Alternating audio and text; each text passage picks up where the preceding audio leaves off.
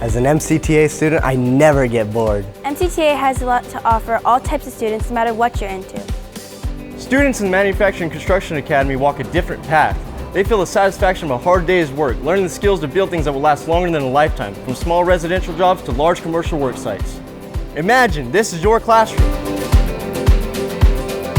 I love coming to welding because I get to design things of my own. I can dream it and I can make it come to life in welding.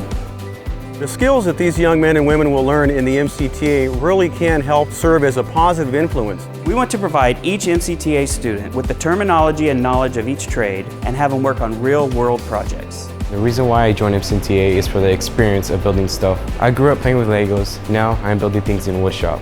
We get to take field trips and work on real-world projects. One of the great things about the MCTA Academy is you have the opportunity to build projects. You get to stand back and look at that finished product and go, I built that thing. It's so cool that I come here, build a desk, and I get to keep it for free. So as an employer, it's very important that I get a candidate that is skilled and educated. And I know when I get a person from MCTA, I'm going to get those two things that I need.